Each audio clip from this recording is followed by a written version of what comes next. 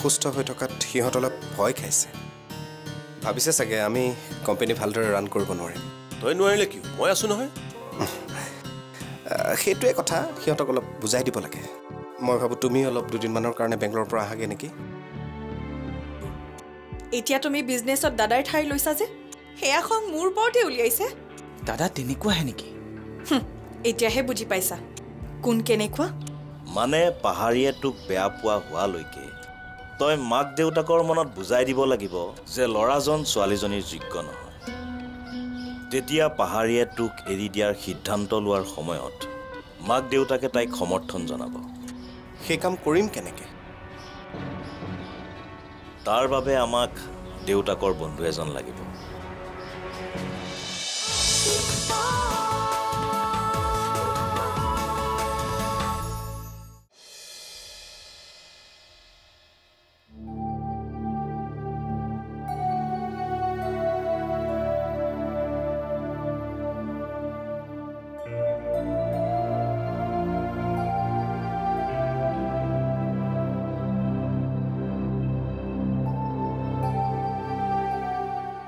বাইদেউ বাইজনী নোহোৱাৰ পৰা আপুনি বহুত কাম কৰিবলগীয়া হৈছে মোৰ দেখিয়ে বেয়া লাগিছে মোৰো গাটো বেয়া যে মই আপোনাক সহায় কৰি দিবও পৰা নাই একো নহয় দিয়া মোৰ এইবোৰ কৰাৰ অভ্যাস আছে নহয় মই পাৰিম তুমি গাটো ভাল পালানে নাই নাই পোৱা নহলে ডক্টৰক দেখুৱাই লোৱা ভাবিছিলো ডক্টৰক দেখুৱাম বুলি তন্ময়কো লগ ধৰিছিলো কিন্তু মানুহজন ইমানেই ব্যস্ত মোৰ কাৰণে অকনো সময় নাই ব্যস্ত নহয় কিনো হ'ব এতিয়াতো দাদাই কাম কৰিবই নোৱাৰে আৰু দাদাৰ সমস্ত দায়িত্ব তন্ময়েতো ল'ব লগা হৈছে হয় দিয়া ব্যস্ততা বাঢ়িলে মানুহৰ দায়িত্বও বাঢ়ে সি আগতকৈ বহুত নতুন কথা শিকিব পাৰিব চাবা সি এজন যোগ্য মানুহ হৈ উঠিব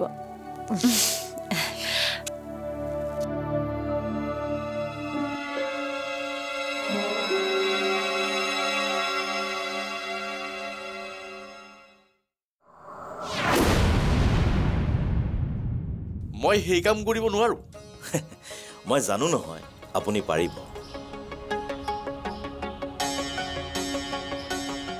হেই তুমি কি কৰিছা আপোনাক এতিয়া প্ৰয়োজন গতিকে মই সহায় কৰিছো পাহাৰী দেউতা মোৰ বন্ধু মই এনেকুৱা কাম কেনেকৈ কৰিম চাওক মইতো আপোনাক মিছা মাতিবলৈ দিয়া নাই মাত্ৰ এটা সঁচা কথা তেওঁক গৈ ক'বলৈ দিছো ইয়াত আপোনাৰ লোকচান কি কওকচোন সঁচা কথা কোৱাৰ বিনিময়ত আপুনি পইচাও পালে আৰু লগতে পাহাৰীৰ জীৱনটো উদ্ধাৰ হ'ল ক'বলৈ গ'লে আপোনাৰ পুণ্যহে হ'ব এই কামটো কৰিলে বোৱাৰী মই কেইদিনমানৰ কাৰণে বাহিৰলৈ যাম তুমি গৌৰৱৰ যত্ন ল'বা আৰু হেৰি নহয় মই কোৱা কথাটো তুমি কিবা ভাবিলানে মই জানো তুমি সহজ সৰল ছোৱালী কিন্তু তোমাৰ সৰলতাৰ সুযোগ যাতে এইখন ঘৰৰ মানুহে নলয় তাৰ প্ৰতি লক্ষ্য ৰাখিবা মই যি দেখিছোঁ তন্ময় ছমাহতে বছৰ বছৰ ধৰি আমি কৰি অহা কষ্ট শ্ৰম সাধনা সব পানীত পেলাব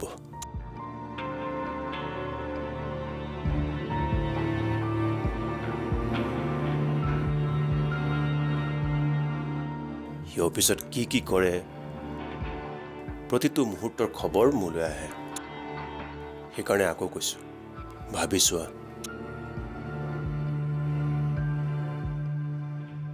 আপুনি মোক বেয়া নাপাব দেউতা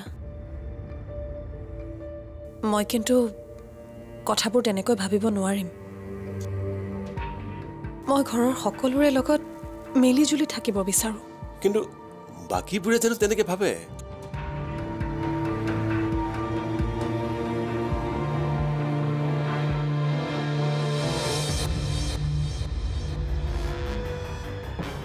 গৌৰৱে যেতিয়ালৈকে ঘৰখন ধৰি ৰাখিছিল তেতিয়ালৈকে ঠিকেই আছিল কিন্তু তন্ময়ৰ গাত সেই গুণ নাই সি সকলোকে একগোট কৰি ৰাখিব নোৱাৰে সি এটা স্বাৰ্থপৰ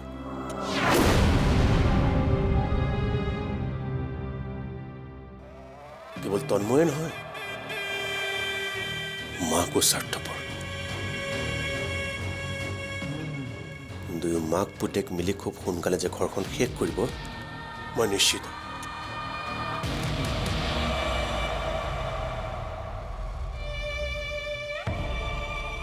সেইকাৰণে কৈছোঁ, আঁতৰি যোৱা,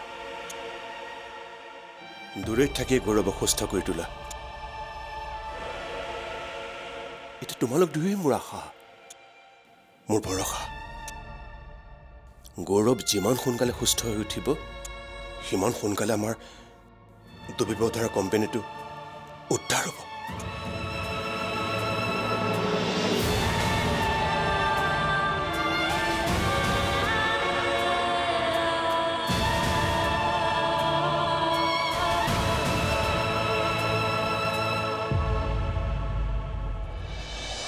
কওকচোন, বহুত দিনৰ মূৰত আহিল, কিয় আহিল বা?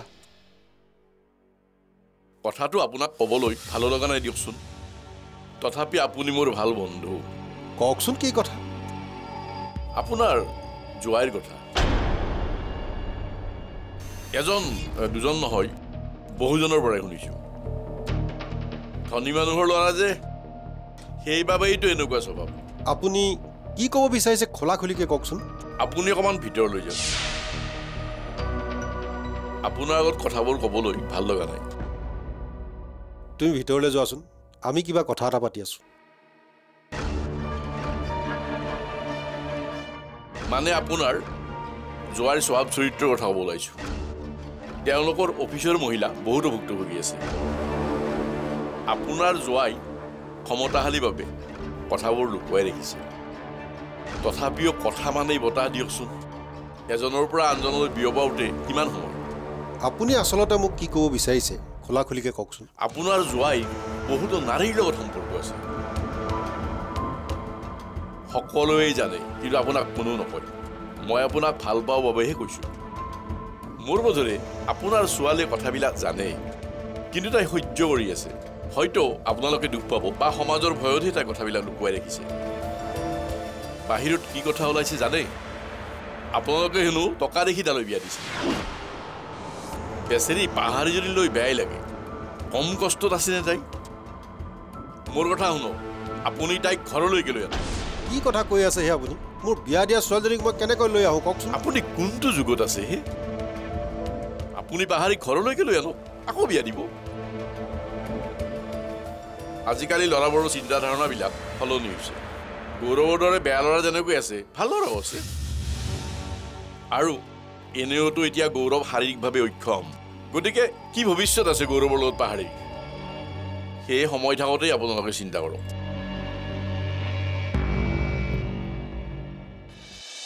কেনেকুৱা লাগিছে মোক? ধুনীয়া লাগিছেনে? লাগিছেতো। এতিয়াৰ পৰা এনেকৈ হেণ্ডচাম হৈ থাকিবা। ইমান ডাঙৰ কোম্পানী এটাৰ বছ মানুহে দেখিলেতো ক'বই লাগিব। আহোঁতে মোৰ অলপ পলম হ'ব পাৰে, বেয়া পাবা নেকি? মই আকৌ কিয় বেয়া পাম? মাজে সময়ে এনেকৈ পাৰ্টি কৰি থাকিব লাগে, তেতিয়াহে মানুহৰ মনবোৰ ভালে থাকে। মই আজি বাক লগ কৰি আহিছোঁ। বাকটো মই তেনেকুৱা দুখত থকা যেন দেখা নাই। আৰু তোমালোকে বেছিয়ে বাহিৰৰ মানুহ কথা শুনাও। এয়া প্ৰথম নহয়, আগতো এবাৰ মই শুনিছোঁ। যদি ভিন্ন তেনেকুৱাই হ'লহেঁতেন, বায়ে সেই মানুহজনৰ লগত সংসাৰ কৰি থাকিব পাৰিলেহেঁতেন নে? তোমালোকৰ যে আৰু কথা। আৰু বেছি দিন নাই, ধৈৰ্য ধৰা। অতি সোনকালে চিৰদিনৰ বাবে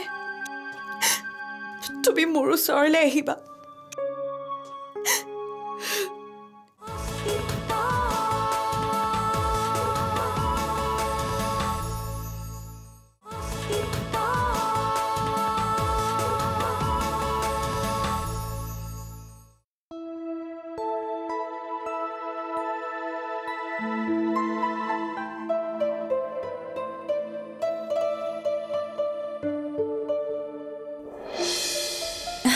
তন্ময়, কলৈ যোৱা? পাৰ্টি এটা আছে বুজিছা, ডাঙৰ পাৰ্টি। অ' আচ্ছা, সেইকাৰণে ইমান হেণ্ডচাম হৈ ওলাইছা। কেনেকুৱা লাগিছে মোক? ধুনীয়া লাগিছেনে? লাগিছেতো। এতিয়াৰ পৰা এনেকৈ হেণ্ডচাম হৈ থাকিবা। ইমান ডাঙৰ কোম্পানী এটাৰ বছ মানুহে দেখিলেতো ক'বই লাগিব। আহোঁতে মোৰ অলপ পলম হ'ব পাৰে, বেয়া পাবা নেকি? মই আকৌ কিয় বেয়া পাম মাজে সময় এনেকে পাৰ্টি কৰি থাকিব লাগে তেতিয়াহে মানুহৰ মনবোৰ ভালে থাকে সেইকাৰণে মোৰ তোমাক ভাল লাগে ইমান বুজি পোৱা মোৰ কথাবোৰ এটা কথা জানানে দেউতা ঘৰত নাই হয় নেকি কলৈ গ'ল কিবা বিজনেছৰ কামত বাহিৰলৈ গৈছে গতিকে এয়াই সময় এইখন ঘৰত তোমাৰ ৰাজত্ব দেখুৱাৰ বাঘক কিয় জংগলৰ ৰজা বুলি কয় জানানে কাৰণ বাঘে গৰজে আৰু তুমিও গৰজিব লাগিব আৰু মানুহবোৰক দেখুৱাব লাগিব যে তুমি এইখন ঘৰৰ ৰজা তুমি ঠিকেই কৈছা ময়ো বাঘ হ'ব লাগিব তোমালোক কেনেকুৱা মানুহ কোনোবাই আহি কিবা ক'লে বুলিয়ে তোমালোক দুইটাই বিশ্বাস কৰি ল'লা সেইজন মানুহে মিছা কথা নকয়ও নিশ্চয় কিবা গণ্ডগোল আছে মই আজি বাক লগ কৰি আহিছোঁ বাকটো মই তেনেকুৱা দুখত থকা যেন দেখা নাই আৰু তোমালোকে বেছিয়ে বাহিৰৰ মানুহ কথা শুনাও এয়া প্ৰথম নহয় আগতো এবাৰ মই শুনিছোঁ মই যদি ঘৰত সঁচা কথাবোৰ কৈ দিওঁ তেনেহ'লে মোৰ সংসাৰখন ভাগি যাব আৰু ইয়াৰ প্ৰভাৱ মোৰ ঘৰখনত পৰিব সেইটো কথাটো কেতিয়াবা ভাবি পাইছনে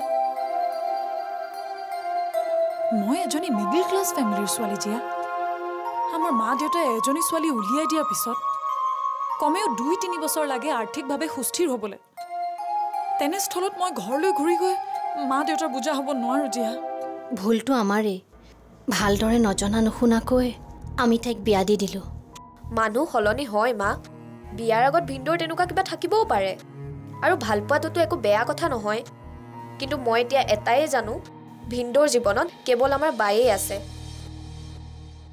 তই যে তেনেকৈ ক'লি তাৰমানে তই কিবা জান মই সেইবোৰ একো নাজানো তোমালোকক সেই মানুহজনে এনেকৈ কোৱাৰ কাৰণেহে কথাটো কৈছোঁ তেওঁ কৈছে গৌৰৱ হেনো চৰিত্ৰহীন মানুহজনে যে কৈছে গৌৰৱ বোলে চৰিত্ৰহীন তোমালোকে ভিন্দক নিজে লগ পোৱা নাই নেকি আৰু ভিন্দক তেনেকুৱা যেন লাগে জানো যদি ভিন্দ তেনেকুৱাই হ'লহেঁতেন বায়ে সেই মানুহজনৰ লগত সংসাৰ কৰি থাকিব পাৰিলেহেঁতেন নে তোমালোকৰ যে আৰু কথা গোটেই ৰাতিটো এইটোৱে আলোচনা কৰি বহি থাকা মই শুবলৈ যাওঁ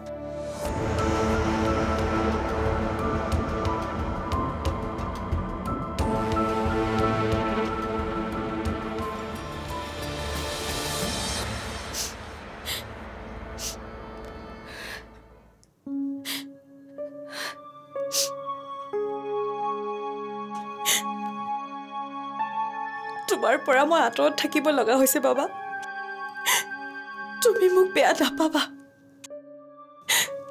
তোমাৰ ভৱিষ্যতৰ বাবেই তোমাক মোৰ পৰা আঁতৰত ৰাখিবলগীয়া হৈছে কিন্তু আৰু বেছি দিন নাই ধৈৰ্য ধৰা অতি সোনকালে চিৰদিনৰ বাবে তুমি মোৰ ওচৰলৈ আহিবা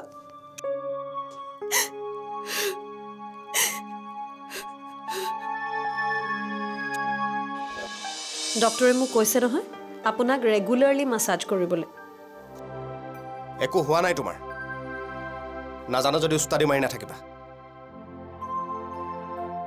আঁতৰি দিয়া শুবলৈ দিয়া মোক মদ খাই আহিছা তুমি খাই আহিছোঁ তুমি কোন মোক প্ৰশ্ন কৰিবলৈ কোন তুমি আজি তন্ময়ো মোক এনেকৈ কথা ক'লে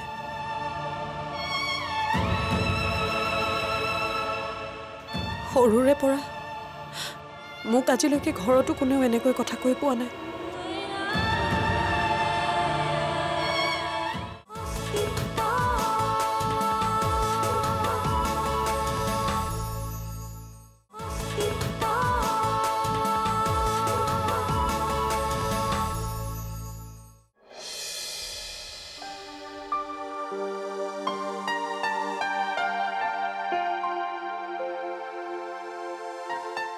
আৰু মাছাজ কৰিব নালাগে তুমি ডক্টৰে মোক কৈছে নহয় আপোনাক ৰেগুলাৰলি মাছাজ কৰিবলৈ একো হোৱা নাই তোমাৰ নাজানো যদি উস্তাদি মাৰি নাথাকিবা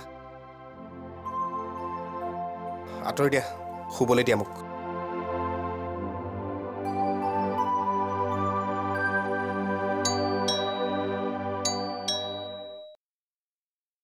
তন্ময় আহিছে চাগে। মই দুৱাৰখন খুলি দিওঁগৈ।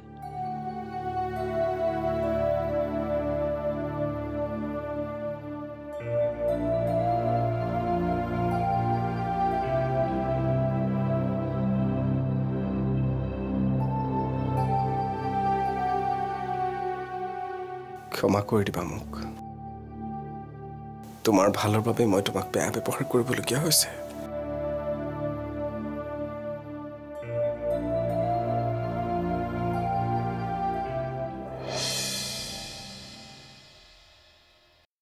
ইমান সময় লাগে নেকি দৰ্জাখন খোলোতে? কি কৰিছিলে ভিতৰত? কি চাই আছা? মই এখন ঘৰৰ ভৱিষ্যত হয়। মই কাম কৰিলে তোমালোকে খাবলৈ পাবা, বুজিছানে নাই? চাওঁ আদৰোৱা। তন্ময়, মদ খাই আহিছা তুমি? অঁ, খাই আহিছোঁ। তুমি কোন মোক প্ৰশ্ন কৰিবলৈ? কোন তুমি? বুজিছা নহয়, এখন মোৰ ঘৰ, মই ইনকাম কৰোঁ, যিমান মন যায় সিমান মদ খাওঁ।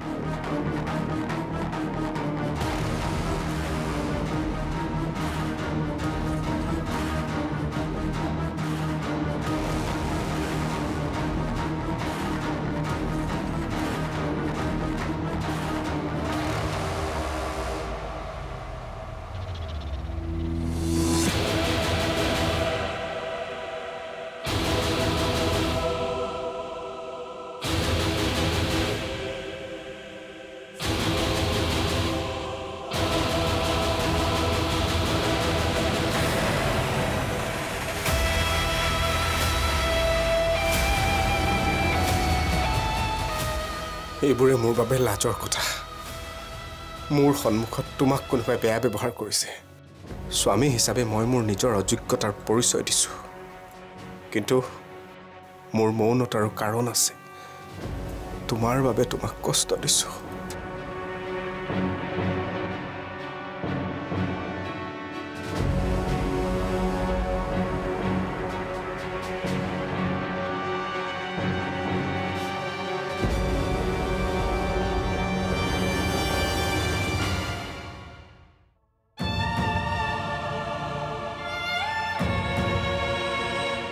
আজি তন্ময়ো মোক এনেকৈ কথা ক'লে।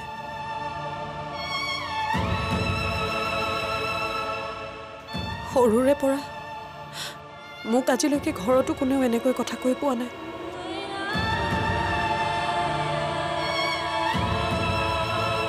কি হ'ল? আপুনি একো গুৰুত্বই নিদিলে যে? কি বিচাৰা তুমি?